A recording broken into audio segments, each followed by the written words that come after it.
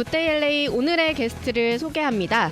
조재형 심장내과의 조재형 원장 모셨는데요. 지난달에 못 들으신 분들을 위해서 잠깐 소개를 다시 해보자면 한국에서 의대를 나오시고 일리노이 주립대학에서 내과 수련, 그리고 이곳 LA 시더스 사이나이에서 심장내과를 수련하셨습니다. 평소에 건강에 대해서 궁금했던 것들 많으실 것 같은데요. 오늘 1시간 함께 하시면서 도움되는 정보 많이 얻고 가시면 좋겠습니다. 본격적으로 시작해볼까요? 조재형 심장내과의 조재형 원장입니다. 안녕하세요. 예, 안녕하세요. 굿데이 LA 청취자 여러분들. 반갑습니다. 땡스기빙 연휴인데 어떻게 보내고 계세요? 예, 어제 저희 가족끼리 이제 칠면조 고기하고요. 오, 진짜요? 예, 저희는 어제 그 피칸 파이도 먹고 오. 예, 나름대로 잘 셀러브레이션 했습니다. 아, 근데 여행 가시는 분들도 많으신데 집에서 이렇게 보내셨네요? 예, 맞아요. 저 이번에 여행 계획은 없었고요. 집에서 그냥 가족들하고 예, 좋은 시간을 보내고 있습니다. 오늘 그 조재형 심장내과의 원장님 모신다고 하니까 청취자분들이 두근두근 감사합니다. 하셨다고 했는데, 아니 지난달에 출연하시고 그 다음 주에 뒤늦게 문자가 하나가 왔었어요. 청취자분이 네네. 이제 그날 우리가 고혈압 이야기하면서 혈압 재는 거 중요하다고 네. 이야기했더니 이제 진짜로 집에서 혈압 재는 거 구매하셔가지고 이제 체크를 하고 있는데, 궁금한 게 지병이 있어야만 그렇게 매일 체크하는 게 좋은지, 아니면 어떤 사람들이 매일 체크하는 게 좋은지 궁금하다고 문자를 주셨었거든요. 네네. 일단 혈압기계 구매하신 건 너무 잘하신 일 같고요. 네. 혈압이 있으신 분들, 그러니까 고혈압이 있으셔서 약을 드시고 계신 분들은 하루에 한 번 정도씩 혈압을 체크하는 게 중요할 것 같고요. 혈압이 없으시더라도 네. 이제 혈압이 생기는 걸 미리 이제 디텍션을 하려면 일주일에 한두 번 정도는 혈압을 재보시는 걸 추천하고 있어요. 일주일에 한두 번이요? 예, 그러니까 매일 뭐 재시긴 힘드시니까 특별히 일주일에 한두 약을 번 정도. 먹거나 그러지 않아도. 예, 그러지 않아도 미리 집에서 혈압을 재서 네. 미리 이제 혈압이 올라가는 걸 미리 예측을 해서 미리 디텍션을 해서 이제 주치의 선생님 보셔서 미리 치료를 하면 좋으니까 네. 예, 혈압이 없으시더라도 일주일에 한두 번 정도는 집에서 혈압을 체크해 보시는 것을 추천드리고 있습니다. 아, 그렇구나. 이게 이제 고혈압 이야기하면서 나왔었는데, 오늘은 그러면 어떤 이야기를 해볼까요? 예, 오늘은 이제 심장병 중에서 이제 고혈압보다 흔하지는 않지만 네. 그래도 많은 분들이 이제 앓고 있는 협심증 네. 그리고 심근경색에 대해서 얘기를 해볼까 합니다. 협심증이랑 심근경색이요? 예. 요게 그러니까 두 개가 어떻게 좀 같고 다른 거예요? 예, 일단 말이 약간 한자에서 온 말이라 네. 확 와닿지는 않거든요. 뭔가 심장이 아픈 건 것 같긴 한데, 왜 네, 이렇게 갑자기 맞아요. 심장을 부여잡고 쓰러지시는 분들 있잖아요. 맞습니다. 네, 그런 그림이 그려지긴 하는데 두 개의 차이점이 예. 궁금합니다. 예. 그래서 협심증이라고 하면은요, 이제 일단 심장도 우리 몸에 있는 장기이기 때문에 혈액 공급을 받아야 되거든요. 그러니까 뇌도 혈액 공급이 있어야 되고, 뭐 콩팥도 혈액 공급이 있어야 되고, 네. 그다음에 뭐 장도 혈액 공급이 있어야 되듯이 심장 자체도 이제 다른 장기에 혈액을 공급하긴 하지만 심장 자체도 혈액 공급을 받아야 되거든요. 그래서 그 심장에 이제 혈액을 공급하는 동맥, 정맥들이 있는데 네. 그런 걸 저희가 관상동맥이라고 불러요. 아, 관상동맥. 예, 그래서 오. 이제 예전에 한국말로는 관상동맥 질환 뭐 이렇게 부르기도 했었는데요. 들어본 것 같아요. 예, 맞아요. 네. 그게 관상동맥이라는 게 이제 관같이 생겨서 네. 심장을 둘러싸고 있는 관같이 생겨서 관상동맥이라고 하는데, 그 동맥에 이제 좁아져 있으면, 동맥 경화로 인해서 그 동맥이 좁아져 있으면 심장으로 가는 그 혈액량이 줄어들기 때문에 이제 가슴이 아프게 되거든요. 네. 그래서 이제 혈관이 이제 100% 이렇게 뚫려 있다고 하면 저희가 이제 뭐 동맥 경화가 생겨서 20% 막혔다, 30%, 50% 이렇게 얘기를 하거든요. 그래서 그게 이제 70% 정도 이상이 막히게 되면 그때부터 증상이 나타나거든요. 그럼 꽤 많이 막히고 증상이 시작되네요. 네, 맞아요. 이거는 참으로 신기하게 이제 신이 우리에게 준 축복인 것 같은데요. 축복이에요? 네, 그죠. 10% 20% 막혀 있을 땐 증상이 안 나타나고 그 정도로 어느 정도 이제 그 예비 능력이 있는 거죠. 네. 그러다가 70% 이상이 막히면 그때부터 이제 증상이 나서 그거를 저희가 협심증이라고 부르고요. 그다음에 그 동맥이 이제 100% 막히게 되면 네. 그때 이제 심근경색이라고 부르는데, 예. 오. 그래서 협심증은 이제 영어로는 엔지나라고 하고, 그다음에 심근경색은 이제 영어로는 마이오카리얼 인팍션이라 그러는데 일반 분들이 보통 하르어택이라고 부르시죠. 하르어택. 우리가 그래서 하르어택이라고 하는 게 심근경색이구나. 네, 맞아요. 그래서 엔지나는 이제 심근경색이랑 일직선상에 있는데 심근경색보다 조금 약한, 하르어택이 오시기 전에 보통 NG나 그 협심증이 온다고 보면 되고요. 네네네. 혈관이 100% 막혀버리면 이제 심근경색, 하르텍이 오게 되는 거죠. 오, 예. 아니 근데 70% 이상 막혀야 그 증상이 있다고 하는 게 예. 뭐 신이 주신 축복이라고 하셨지만 예. 근데 그 전까지 우리가 모르는 거잖아요. 그렇죠. 내 혈관이 막혀가고 있는 거. 맞아요. 근데 그게 미리 알면은 좋을 수도 있어요. 그러면. 당연하죠. 미리 알면 이제 왜 좋냐면 저희가 이제 미리 약물 치료를 해서 오. 그게 만약에 30% 40% 막히신 분들이다. 네. 그럼 저희가 이제 뭐 식이 조절도 하시고 살도 빼시고 술 담배 하시는 분들 술 담배도 끊고 운동도 하시고 약도 먹고 그렇게 되면 그 30% 40% 막힌 게 줄어들진 않거든요. 그렇지만 좋아지진 않아요? 좋아지진 않아요. 어. 그지만 30% 40% 막히는 그 정도에서만 유지만 돼도 이제 증상이 없으시니까 협심증이나 심근경색으로 갈 확률이 줄어드는 거죠.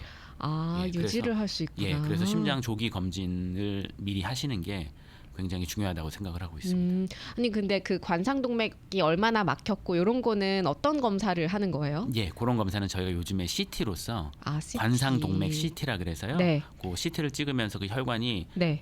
매우 정확하게 뭐 55% 막혀 있다 이렇게까지는 안 나와도요. 네. 50에서 60%, 뭐 오. 30에서 40% 정도 막혀 있다 이렇게 나오거든요. 네, 네. 그래서 그러신 분들은 저희가 집중적으로 관리를 해서 협심증이나 심근경색을 앓지 않도록 하는 게 이제 저희 심장내과 의사들이 하는 일이죠. 아, 그렇구나. 예. 근데 평소에 CT를 우리가 막 자주 찍지 않잖아요. 맞아요. 그냥 애뉴얼 체크업 해도 피 검사나 이런 거 하지 심장 뭐 CT를 찍는 경우는 거의 없는데 맞아요.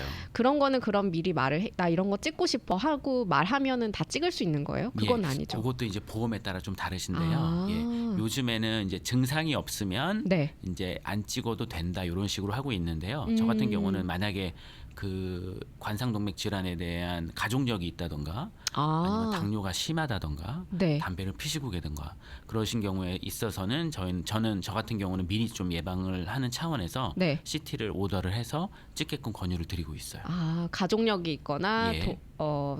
그 술, 뭐죠? 담배, 당뇨. 당뇨가 있으시거나 술 담배를 많이 하셔서 위험 인자가 많으신 분들은 미리 찍어보시는 것도 도움이 되니까 그런 경우에 모든 보험이 또 허가를 안 해주기 때문에 선별적으로 허가되는 보험 있으신 분들 그다음에 위험 인자가 많으신 분들은 미리 CT를 찍어서 발견해내는 것도 굉장히 중요하다고 생각합니다.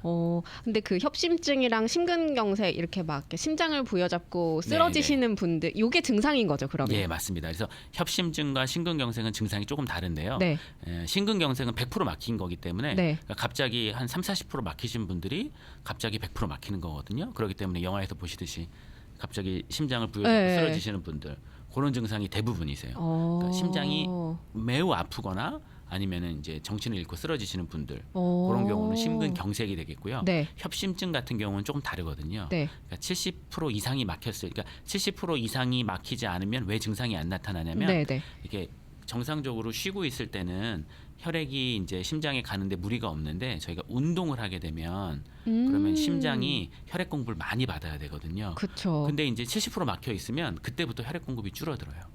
아. 그래서 협심증이 있으신 분들은 쉬실 때는 전혀 증상이 없다가 네. 운동을 하실 때 아니면은 빨리 걷거나 층계를 올라가거나 등산을 가실 때 그럴 때 되면 두 가지 증상이 있어요. 하나는 심장이 아프시거나 네. 또 하나는 숨이 차세요. 아, 네. 숨이 좀 일반인보다 더 많이 찬다는 거죠. 그렇죠. 그리고 본인이 느끼실 때 네. 예전에는 한 등산 한두 시간 하면 숨이 안 찼는데 네. 숨이 조금밖에 안 찼는데 네. 최근에는 등산 1시간 똑같이 해도 숨이 예전보다 더 많이 찬다. 이렇게 느끼시는 분들도 있고 네. 가슴 통증이 없다가 생기시는 분들도 있고 아니면 원래 가슴 통증이 있으셨는데 그게 좀 더 심해진다거나 예, 그러신 분들이 있고 그래서 그 가슴 통증이나 숨쉬기 힘드신 증상 특히나 이제 쉴 때 말고 운동을 하실 때 아니면 등산을 하실 때 그리고 어떠신 분들은 평지를 갈 때는 전혀 증상이 없는데 네네네. 층계를 올라갈 때만 되면 숨이 차고 가슴이 아프다시는 분들이 있어요.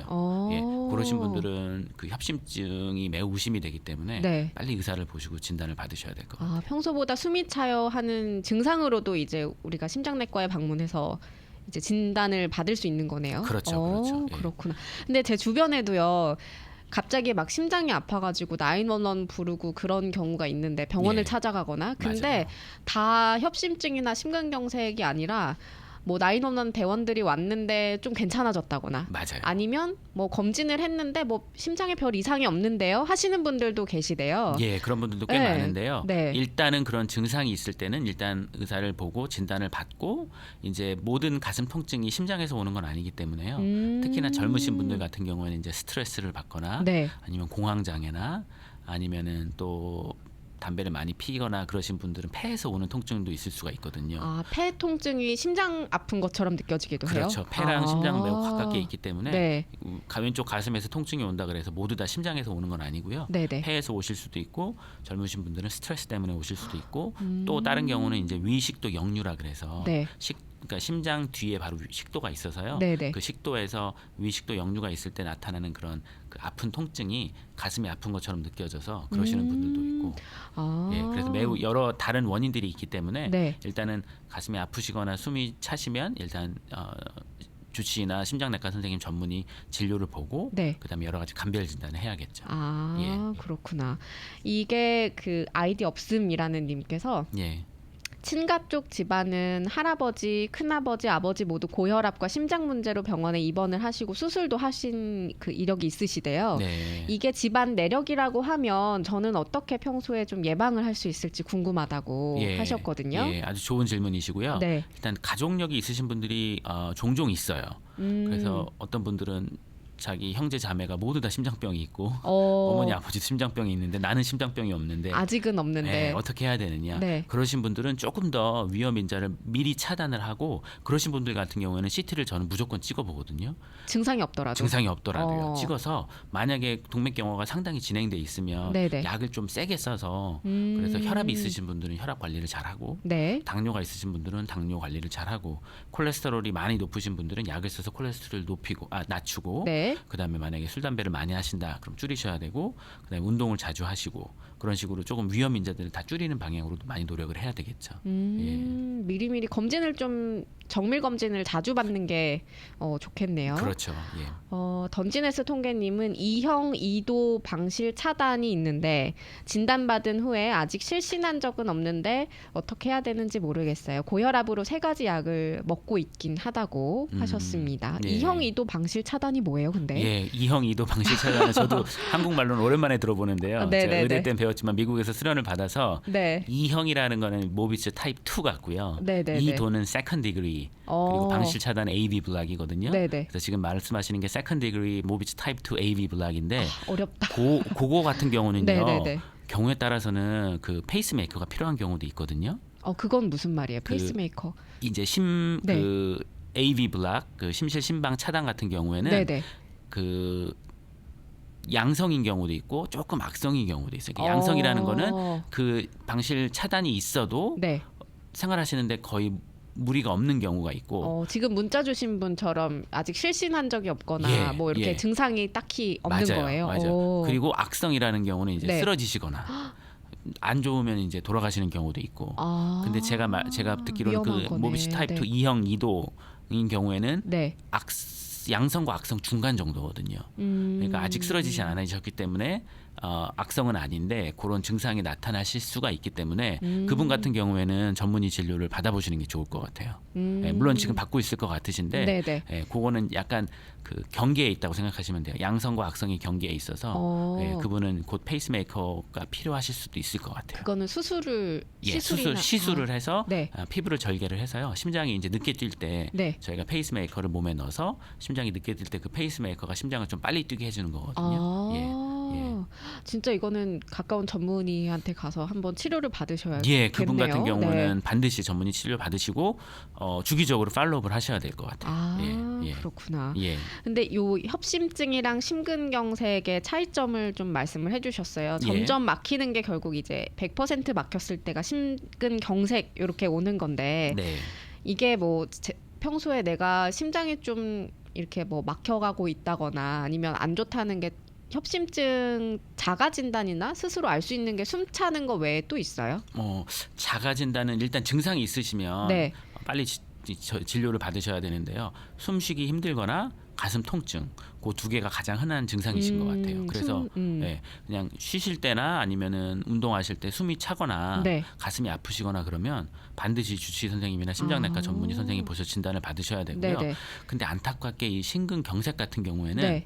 그러니까 저희가 생각하기에 10%가 20%가 되고 20%가 30%가 막히고 해서 50% 60% 80% 천천히 예. 막히지 않을까. 근데 그렇게 되는 건 아니고요. 오. 30% 있다가 갑자기 그 동맥경화가 터지면서 100%로 막히는 경우가 굉장히 많으세요. 아, 그래요? 예, 그래서 그러니까 어. 80% 90% 막혔던 분들이 100% 막히는 경우도 있지만 네네. 그런 경우보다는 아무 증상이 없다가 20-30% 막혀 계신 분들이 갑자기 그 동맥경화가 안 좋아지면서 100%로 확 진행이 되는 경우가 많아요. 오. 그렇기 때문에 굉장히 예측할 수 없는 질환이고 오. 그렇기 때문에 일단 생활 습관을 좀 건강하게 하셔야 될 것 같아요. 제가 말씀드렸다시피 고혈압, 당뇨 있으신 분들은 잘 컨트롤하고 그다음에 짜지 않게 그다음에 기름지지 않게 드셔야 되고 네. 그리고 또 이제 운동하시는 거 매우 중요하고 그다음에 술 담배 좀 멀리 하시는 게 중요하고. 아, 그렇구나. 갑자기 그렇게 그 심장 통증으로 쓰러지거나 이러면 너무 놀라실 것 같은데 맞아요. 밀리님께서 네, 질문을 주셨는데 협심증 같은 경우에는 쓰러지진 않는 건가요? 그냥 심장이 아프다가 말고 이런 게 협심증인지 아니면 쓰러지는 건지 궁금하다고 방송 듣다가 이렇게 문자를 주셨어요. 예, 좋은 질문이시고요. 네. 보통 쓰러지시는 경우는 협심증은 아니고 심근경색이 돼서 100% 막히면 쓰러지시고요. 네네. 한 70% 이상 막혀 계시기 때문에 쓰러지시는 일은 거의 없고요. 주로 이제 괜찮으시다가 운동하실 때 갑자기 이제 심장이 아프거나 숨쉬기 힘들어서 그러는 경우고 쓰러지시는 경우는 협심증에서는 거의 없다고 보시면 되겠습니다. 그렇고. 그러면 이제 뭐 운동하다가 심장이 아프거나 요럴 때 네. 어떻게 대처를 하면 좋아요? 그럴 때는 일단 빨리 911을 불러서 협심증이어도 그죠. 통증이 있으면 무조건 빨리 병원에 가야 돼요. 그래요? 왜냐하면 지금 보시기에는 협심증처럼 보여도 네. 그게 이제 심근경색의 초기 증상일 수도 있고. 뭐 전조 증상이라고 하는 그런 거일 수도 있는 거예요? 그렇죠. 왜냐하면 이제 운동하다가 갑자기 심근경색이 오면 네. 처음에는 가슴이 아프다가 네. 나중에 쓰러지실 수 있기 때문에 그러니까 운동하시다가 가슴이 아프다 그러면 바로 운동을 멈추셔야 되고 네. 바로 911을 부르셔서 이제 응급실이나 병원에 가서 빨리 진단을 받으셔야죠. 그렇구나. 예. 근데 네. 처음 생기신 분들은 그렇게 해야 되고요. 네네. 만약에 나는 운동할 때마다 계속 가슴이 아프다. 나는 맨날 축구를 할 때마다 축구를 한 5분 10분 하면 가슴이 아파서 쉬면 나아진다. 그러신 분들이 바로 전형적인 협심증 증상이시거든요. 진짜요? 예. 예. 그런 증상이 나는 한 3개월 동안 그랬어. 네. 그러면 그분은 협심증이시기 때문에 네. 그런 경우에는 이제 응급실 가실 필요는 없고 이미 알고 있으니까. 예, 3개월 동안 계속 그런 증상이 있으셨기 때문에 네. 그러신 분들은 운동을 더 이상 하시면 안 되고 하면 안 돼요. 네, 그런 하면 안 분들은. 되죠. 왜냐하면 혈관이 막혀 있는데 운동을 하면 심장에 이제 스트레스를 주는 거니까. 그러신 분들은 운동 그만하시고 빨리 심장내과 전문의 선생님 진료를 보셔서 진단을 받으셔야 되고 제가 말씀드린 응급실을 가야 되는 경우는 전혀 나는 운동할 때 증상이 없었는데 갑자기 운동하는데 심장이 아프다. 그러면 바로 응급실을 가셔야 되죠. 예. 그렇구나. 요게 좀 다르네요. 예.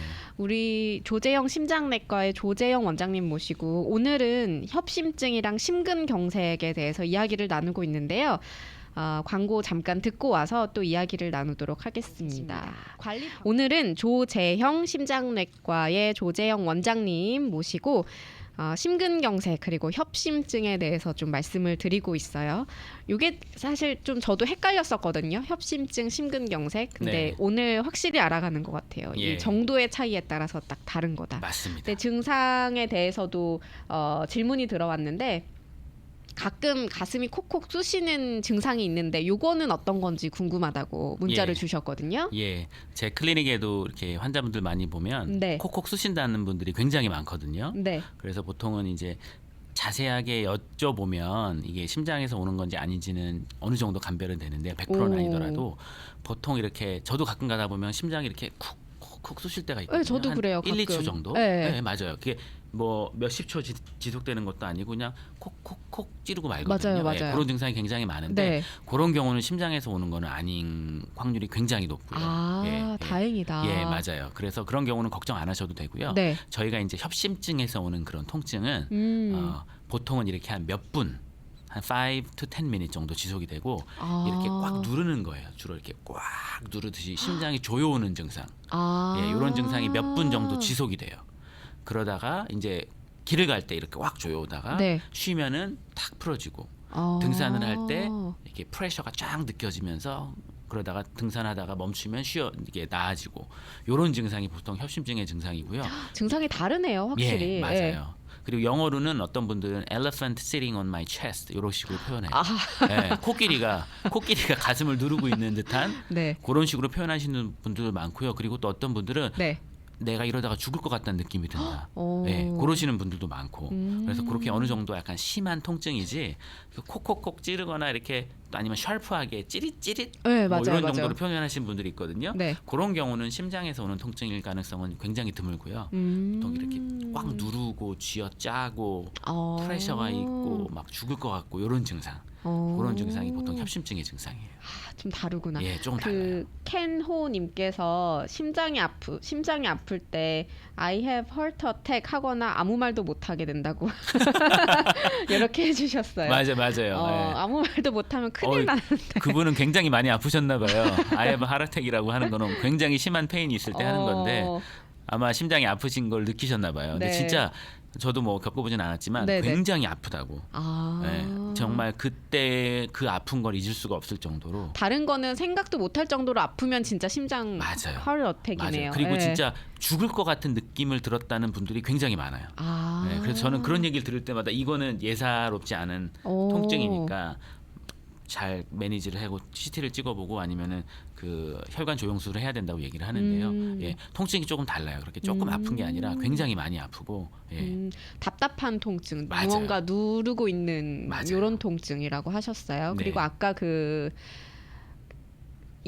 가족력이 있다고 문자 주신 분께서 예. 답변 너무 감사하다고 하시면서 아직 나이가 젊은 편이라서 걱정은 안 하고 있는데 예. 요즘 음식이나 식습관이 옛날보다 더 안 좋은 환경이라고 생각해서 관리해야겠다는 생각을 많이 하고 있었다고. 예. 과한 근력 운동보다는 유산소를 즐기려고 하고 있다고 하는데 이렇게 맞게 하시는 건가요? 근력 운동보다 유산소가 좋아요?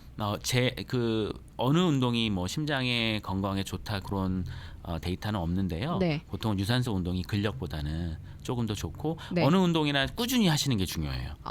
그래서 저희가 이제 추천드리는 거는 일주일에 한 3-4번 한 번 하실 때 30분 40분 정도 네. 땀이 나게끔 그렇게 꾸준히 하시는 게 좋아요. 일주일에 한 번 2시간 하시는 것보다는 네네. 하루에 한 3-40분씩 월수금일 뭐 이렇게 일주일에 4번 정도 그렇게 하시면 좋고 가족력이 있으시면 식이 조절 정말 잘하셔야 돼요. 정말 잘해야 된다는 게 어느 정도예요? 진짜 거의 막 정말 모든 건강한 음식들을 다 챙겨 먹을 정도로 예. 그러신 분들은 고기 섭취는 좀 줄이셔야 되고 고기가 안 좋아요? 고기에 있는 이제 콜레스테롤이 많이 높기 때문에 고기를 많이 드시면 콜레스테롤 수치가 많이 높아져요. 그럴 때 고기 섭취 특히나 이제 붉은 육류, 네. 소고기, 돼지고기, 닭고기 이런 거 많이 피하셔야 되고요. 그렇다고 아예 드시지 말란 얘기는 아닌데 네.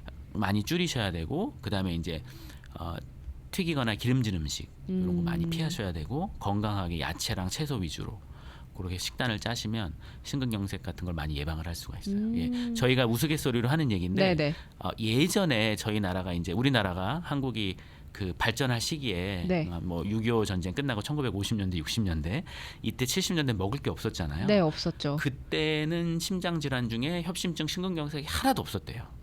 진짜요? 예, 워낙 먹을 게 없으니까 고기를 못 먹어서 고기도 그런가? 못 먹고 기름진 음식도 없고 요즘 같이 뭐 한국이 요즘에 피자, 햄버거 네. 엄청 많잖아요. 근데 맞아요. 그때는 그런 음식도 하나도 없었고 가난하던 시절에는 협심증이나 심근경색이 하나도 없었는데 최근에 2000년, 2010년, 2020년 들어오면서 한국 너무 잘 살잖아요. 네, 한국 잘 음식이 먹죠. 잘 먹죠. 네. 한국 가면 미국이랑 똑같잖아요. 뭐 그쵸. 맥도날드, 뭐 피자, 뭐 온갖 모든 음식점들이 다 있으니까. 네. 그래서 한국 분들이 이제 음식 식습관이 바뀌다 보니까 협심증, 심근경색이 엄청 많아요. 너무 많아요. 거의 미국인 못지않게 많은 것 같아요. 예. 그래서 이 식습관이 심장 그 건강에는 아주 중요한 영향을 끼친다고 이미 다 보고가 되고 있고요. 우리가 잘 먹는다고 생각하는 게 건강에 좋다는 얘기는 아닐 수도 있겠네요. 그렇죠? 그렇죠. 예, 그렇죠. 그리고 막 식습관도 서구화되면서 서구화된 병들도 많이 생겼다고 하더라고요. 맞아요. 그렇죠? 특히나 이제 혈압, 당뇨, 심장 질환 같은 게 많이 한국에서 늘어나고 있기 때문에 그리고 또 하나 제가 느낀 건 네. 젊으신 분들인데 심장이 안 좋으신 분들이 많이 늘어나고 있어요.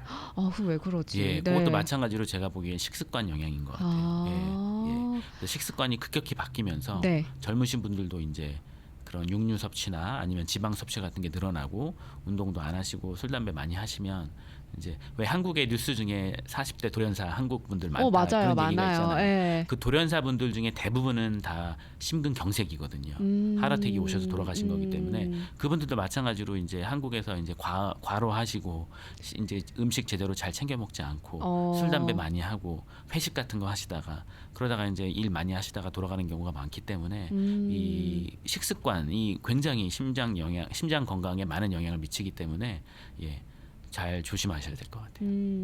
근데 이 갑자기 돌아가시는 거잖아요. 예. 심근경색으로 돌아가시는 분들은. 맞아요.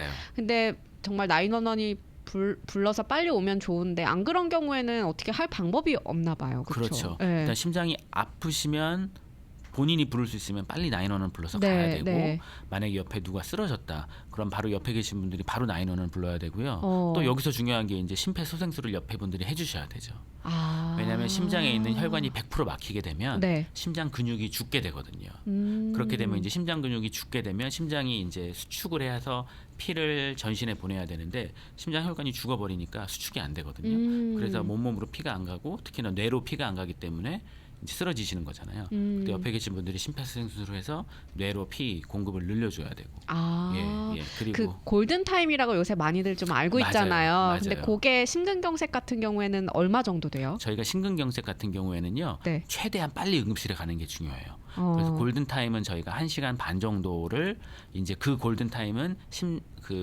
쓰러지셔서 병원에 가실 때까지가 아니라 쓰러지셔서 병원에 가셔서 시술을 통해서 그 막힌 혈관을 뚫을 때까지 그게 90분 내에 뚫어야지만 심장 기능이 돌아올 확률이 높기 때문에 네. 그래서 저희가 병원에서 이제 진료를 하다 보면요. 네. 그 90분을 카운트를 해요. 그래서 환자가 쓰러져서 911을 불렀을 때부터 그리고 이제 환자가 병원에 도착을 해서 이제 진단을 하고 시술을 해서 그 혈관을 뚫을 때까지가 90분이 넘으면 미국 협회에서 그 경고를 줘요.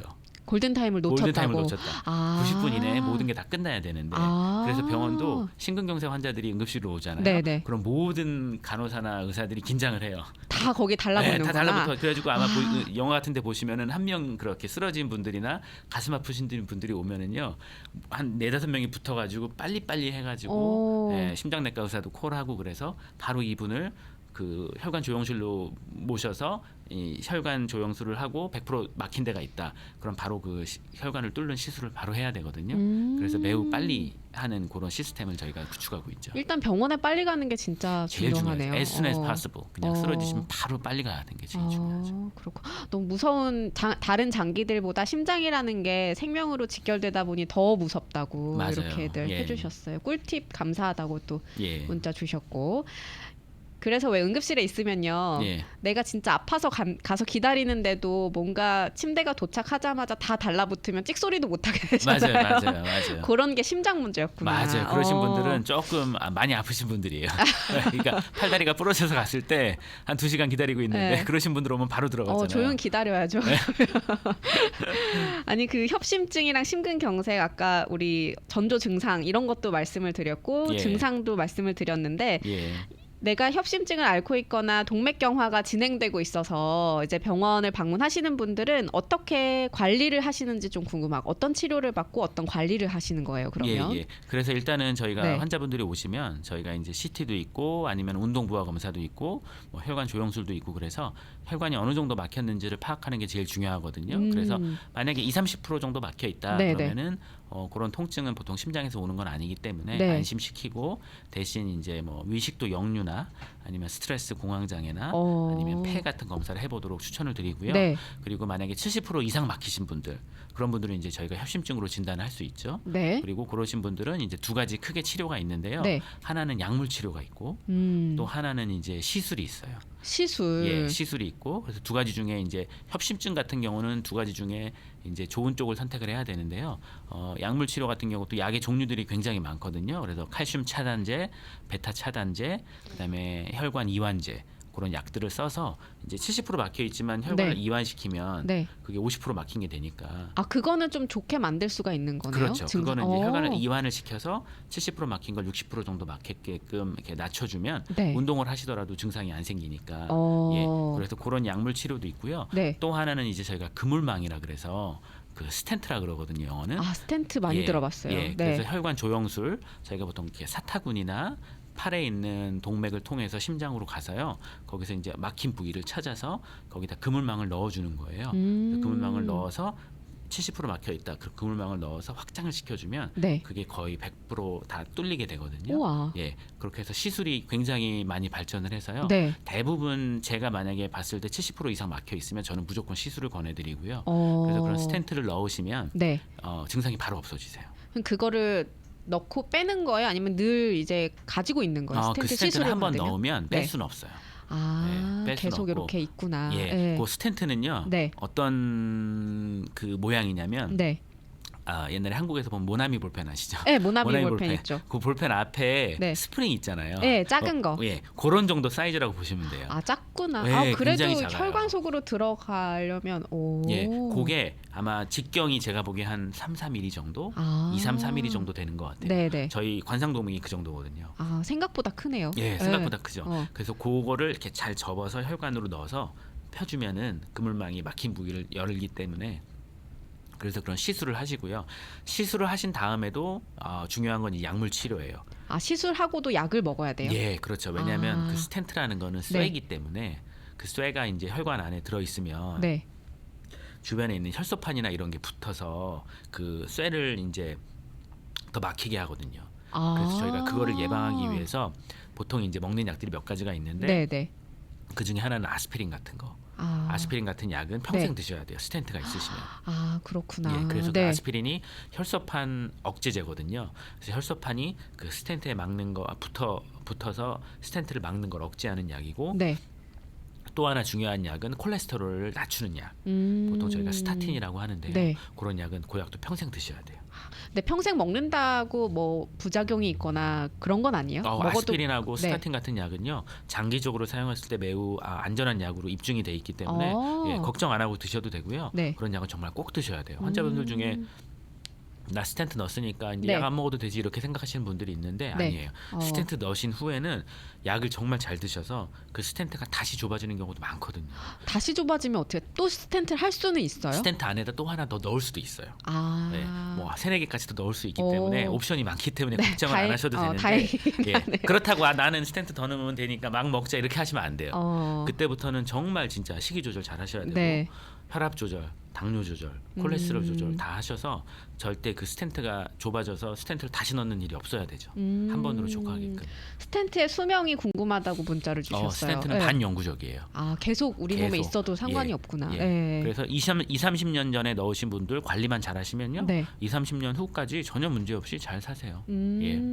그리고 이제 그 협심증 이신 분들 만약에 협심증 그 진단을 받았는데 꼭 70%가 막혀야 스텐트 시술을 받을 수 있는 거냐고. 네, 맞아요. 미리는 안 되냐고. 미리는 안 돼요. 어. 네, 그게 왜 그러냐면 네. 좀- 30% 40% 막혀 있으면 일단 협심증이라고 진단이 안 돼요.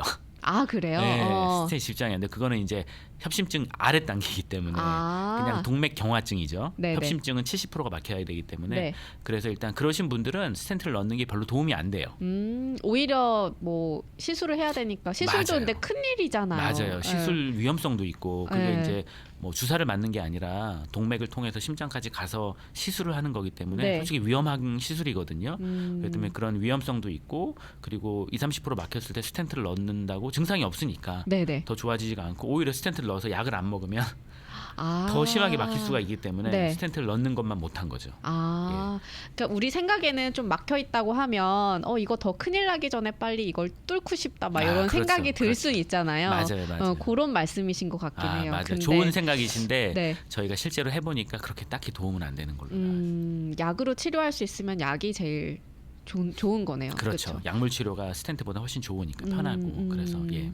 그리고 운동을 할 때 숨이 차면은 그 뭐 등산이라든지 숨이 차는 운동을 하면 더 이게 증상이 오는 분들도 계시다고 했잖아요. 예, 그러면은 웬만하면 그런 운동을 안 하면 좋지만 예. 근데 살면서 우리가 운동을 해야 되니까 그런 분들은 어떻게 운동이나 건강 관리를 해야 될까요? 아, 그렇죠. 그렇죠. 네. 일단 그래서 숨이 안 차다가 네. 갑자기 차시는 분들은 일단 검사를 해보셔야 되고, 근데 검사를 했는데 관상동맥 질환은 아닌 것 같다라고 들으시면 그 뒤로부터는 운동을 조금씩 더 하셔도 될 것 같아요.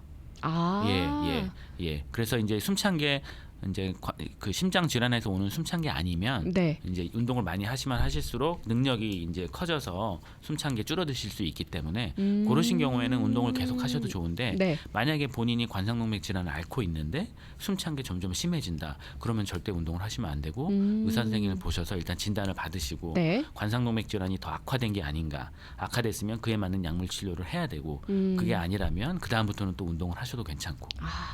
뭐 약을 드시는 분들 일단 약을 드시고 계시니까 그 관리만 잘 하시면 되겠네요. 그렇죠. 예. 그리고 혈관 청소 약이 있어요? 혈관 청소약 효과가 있나요? 여쭤보셨는데. 아, 그런 약이 있으면 너무 좋을 것 같은데. 없대요.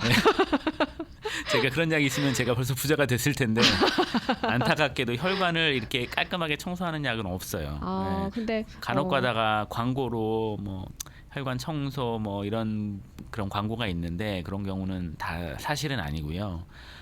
안타깝게도 그런 매직 드럭은 아직 없고 근데 하실 수 있는 그런 요법들이 굉장히 많아요. 그거 알려주세요. 자기 마지막으로. 혈관을 깨끗하게 하고 싶다. 그러면 청소하고 싶다. 예, 그럼 제가 지금 계속 말씀드린 거랑 너무 똑같아서 죄송한데 네네. 혈압 있으신 분들은 혈압 관리하셔야 되고 매일 혈압 재시면 좋고. 네, 그리고 혈압을 낮춰서 약을 먹어서 혈압을 낮추셔야 되고 네. 당이 높으신 분들은 당 관리를 잘 하셔야 되고 네. 약을 잘 드시고 또 운동을 하셔가지고 운동은 제가 보기에 저는 운동이 정말 신이 준 축복이라고 또 생각을 하는데 운동을 하면요 네. 혈압도 떨어지고 당도 떨어지고 콜레스테롤도 떨어지고 또 기분도 좋잖아요. 그렇죠. 네. 스트레스가 좀 스트레스 풀리죠. 풀리고 그러기 때문에 운동은 정말 꼭 운동하시고 그렇게 지병 있는 것들 잘 컨트롤 하시면 제가 보기에 그보다 더 좋은 혈관 청소법은 없을 것 같아요. 그리고 또 하나는 그 네네. 식이 조절하시는 거. 식이 조절. 네, 그래서 육류 그리고 이제 제가 이제 개인적인 생각이긴 한데 저는 심장에 좋은 그 식품은 네. 그 식물성 식품이라고 생각을 하거든요. 그러니까 동물에서 온 식품은 심장에 안 좋은 경우가 많아요. 그러니까 소고기, 돼지고기, 닭고기, 네. 그다음에 이제 뭐 계란, 치즈, 우유 그런 걸 아예 안 먹어야 된다는 건 아닌데 네. 그런 것도 드시되 그런 섭취를 최소한을 하고 그다음에 더 제일 좋은 거는 이제 야채, 채소, 콩, 두부, 뭐 시금치 같은 야채 위주로 식단을 짜시면 네. 그럼 그거보다 더 좋은 혈관 청소법은 없을 것 같아요. 예. 먹고 그러니까 건강하게 잘 먹고 맛있는 그렇죠. 거 말고 그렇죠. 예. 건강하게 잘 먹고 운동하는 거. 예, 맞아요. 일주일에 3-4번씩 꾸준히 예, 짧더라도 30분, 40분씩 일주일에 3-4번. 그게 혈관을 청소하는 방법이라고. 예, 그게 제일 좋은 방법이죠. 알겠습니다. 예. 이제 협심증이랑 심근경색은 딱 잘 알아갈 수 있을 것 같아요. 예. 그렇죠?